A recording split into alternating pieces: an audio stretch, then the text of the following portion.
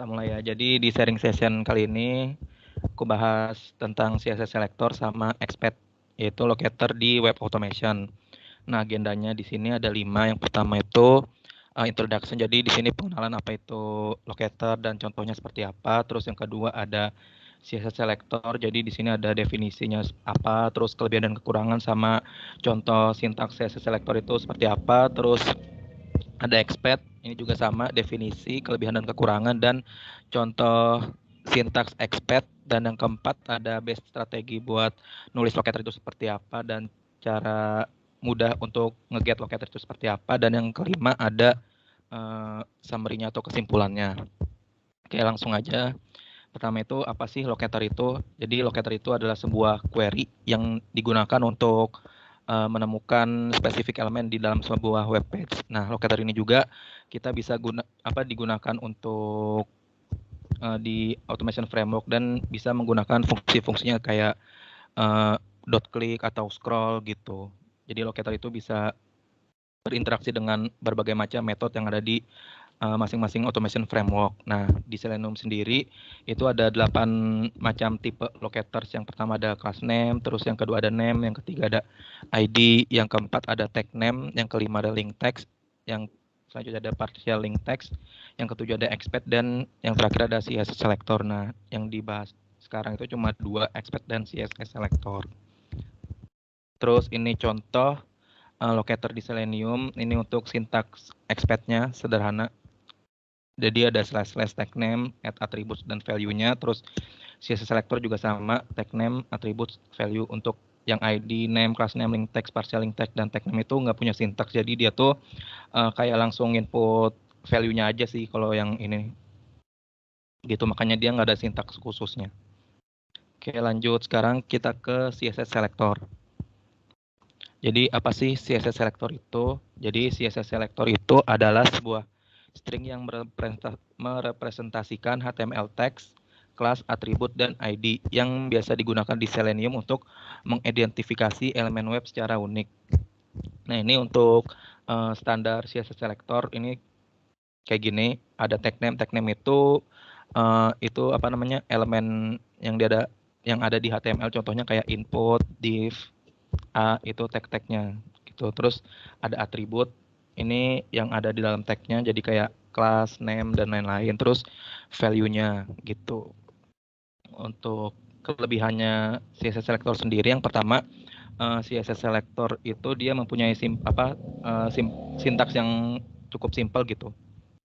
Terus yang kedua, kalau dari sisi performance, dia itu lebih cepat atau sama jika di-compare dengan expert gitu. Terus yang ketiga, mudah dipelajari dan mudah digunakan dibandingkan dengan expert. Terus yang terakhir, untuk CSS Engine ini konsisten dan kompatibel di setiap browser. Jadi kayak di Firefox, Chrome, dan Internet Explorer itu CSS Engine-nya sama gitu. Jadi membuat dia itu useful gitu untuk testing aplikasi gitu. Untuk kekurangannya sendiri, CSS selector ini cuman allows undirectional flow. Jadi maksudnya apa? Undirectional flow itu dia itu cuma bisa nge-select elemen dari parent ke child-nya gitu. Jadi dia nggak bisa nge-select dari sebaliknya, itu dari child ke parent, di mana itu possible di expert gitu. Untuk contoh CSS selectornya ini, yang pertama ID. Nah, untuk nge-get ID kita bisa menambahkan pagar. Ini cukup simpel, jadi pagar terus ID name. Contohnya seperti ini. Terus untuk kelas juga simpel juga dengan menambahkan titik nama kelasnya itu untuk nge-get kelas dalam suatu elemen. Terus ketika kita mau nge-get tag name dan kelasnya, contohnya seperti ini, tag name titik kelas ini tuh untuk nge-select semua tag input yang mempunyai kelas home gitu. Terus juga kita bisa nge-select kayak gini atribut lain selain kelas dan ID. Jadi seperti yang standar sintaknya, jadi tag name, atribut, value, contohnya seperti ini. Terus juga kita bisa nge-get chat locator, biasanya ditandai dengan icon lebih dari kayak gini. Jadi parent locator lebih dari child locator gitu. Jadi contohnya ini kita nge-select semua text area, di mana text areanya itu merupakan turunan atau anak dari si tag div ini. gitu.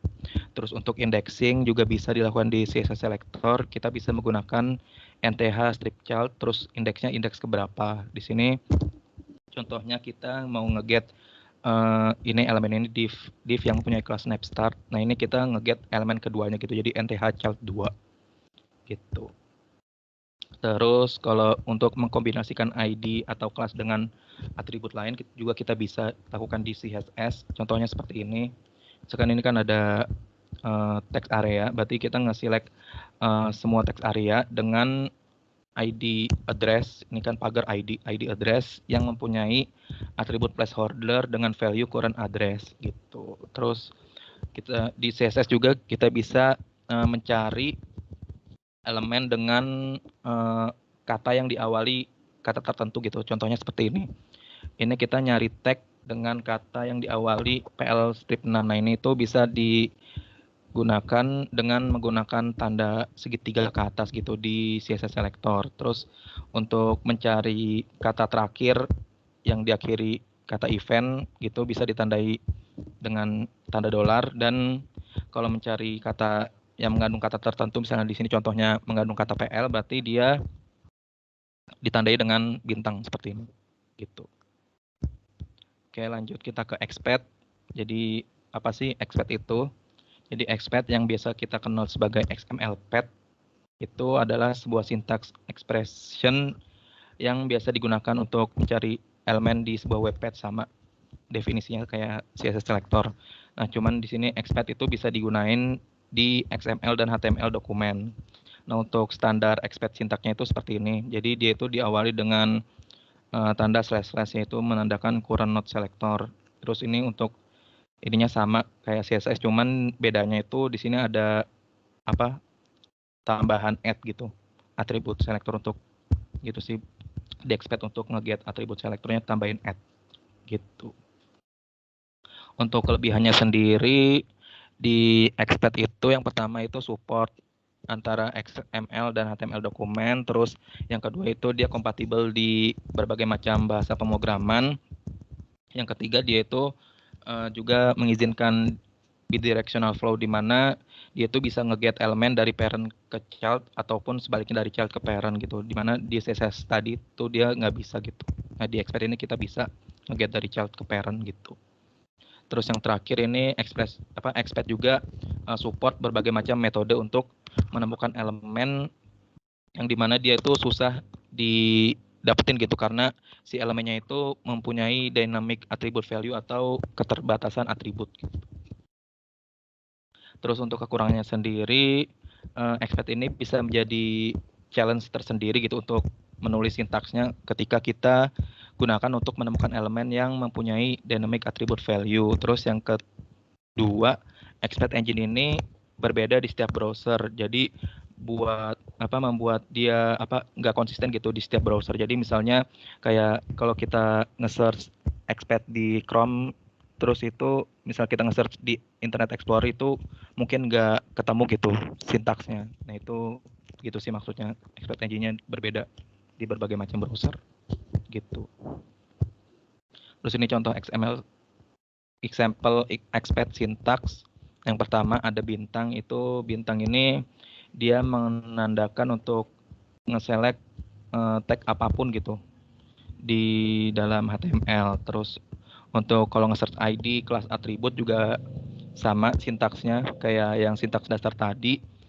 Terus selanjutnya untuk nge-search child locator, kita bisa menandakannya dengan /1 gini, jadi parent locator slash anaknya gitu. Contohnya seperti ini. Dimana kalau yang di CSS tadi kan pakai lebih dari, kalau ini pakai /1 gitu. Terus untuk indexing di expect bisa pakai kurung siku sama seperti di array pada bahasa pemrograman. Jadi kayak gini, tinggal array 2, berarti kita nge-select elemen kedua dari ini div class snap start gitu. Terus di expect juga kita bisa contents teks yang mengandung kata PL gitu. Terus sama bisa juga start with, bisa. Terus selanjutnya bisa nge-get text value dari sebuah tag name. Jadi di sini kita nge-select text span yang memiliki teks masuk gitu. Terus di expect juga kita bisa memakai logical operator kayak and atau or gitu. Jadi kita bisa combine logical operator di expect ini gitu. Terus di sini juga bisa memakai metode-metode tertentu kayak following. Following itu digunakan untuk mencari elemen yang dimana dia muncul setelah current locator. Contohnya seperti ini. Untuk preceding itu mencari elemen dimana si elemen itu muncul sebelum the current locator. Current locatornya ini yang depannya gitu. Terus selanjutnya ada ancestor, itu dia mencari elemen di mana elemen tersebut merupakan parent atau grandparent dari current locator. Terus ada parent, dia mencari parent dari current locatornya, dan child itu dia mencari child dari current locator gitu. Oke, selanjutnya ada base strategis for writing locator. Untuk writing strategisnya ini ada 3. Yang pertama itu menghindari penulisan absolute locator, terus yang kedua ada bisa menggunakan relative locator, dan yang ketiga selalu menulis locator itu sebisa mungkin sependek mungkin gitu. Kita bahas satu-satu. Kenapa sih kita harus menghindari absolute locator? Karena absolute locator itu dia tuh kayak mudah rusak gitu kalau misalkan ada perubahan di dokumen elemennya gitu, di HTML-nya. Contohnya seperti ini di expect. Nah, misalkan dari HTML-nya ada penambahan atau pengurangan tag gitu. Nah, kita juga kita harus merubah sintaksnya gitu. Jadi makanya kita harus menghindari absolute locator sebisa mungkin gitu. Ini contoh di expect dan contoh di CSS selector. Nah, solusinya kita bisa menggunakan relative locator karena relative locator itu mudah digunakan dan cukup kuat gitu terhadap perubahan selama target node-nya itu tidak berubah. Contohnya ini kita mau nge-get si kelas yang ada value GTM home WGT top head. Nah, selama si value ini nggak berubah, mau di di elemen HTML-nya ini ada perubahan node atau penambahan struktur gitu, dia itu tetap bisa ke get gitu selama value ini nggak berubah gitu sih.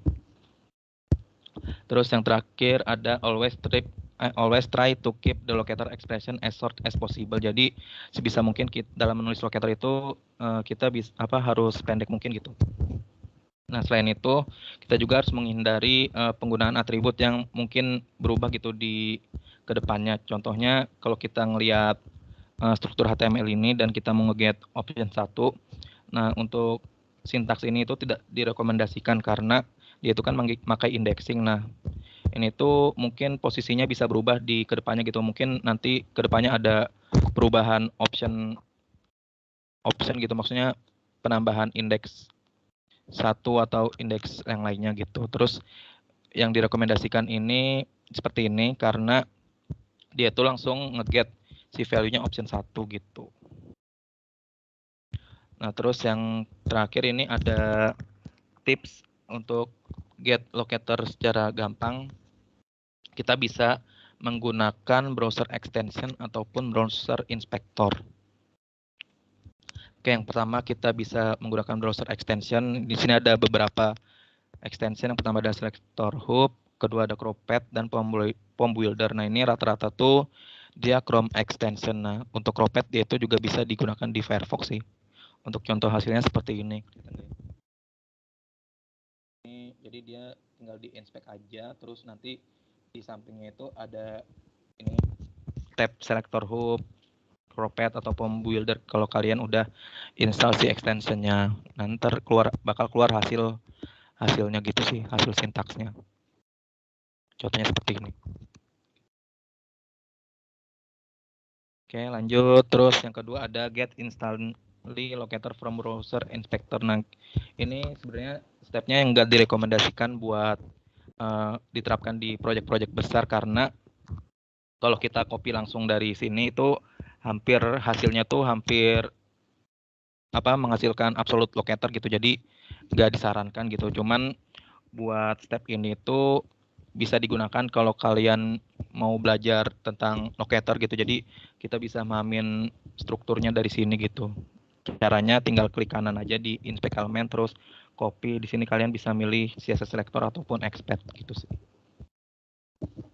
Nah, untuk kesimpulannya yang pertama kita bisa menggunakan CSS selector atau expand untuk nge-get suatu locator karena mereka tuh punya kelebihan dan kekurangannya masing-masing. Terus yang kedua, dalam menulis locator itu sebisa mungkin kita menghindari absolute expression dan kita bisa menggunakan relative expression sebagai penggantinya. Terus yang terakhir itu untuk mendapatkan locator secara mudah, kita bisa menggunakan browser extension atau browser inspector gitu. Nah, ini untuk referensinya. Oke, sekian presentasi dari saya. Hey, it's me.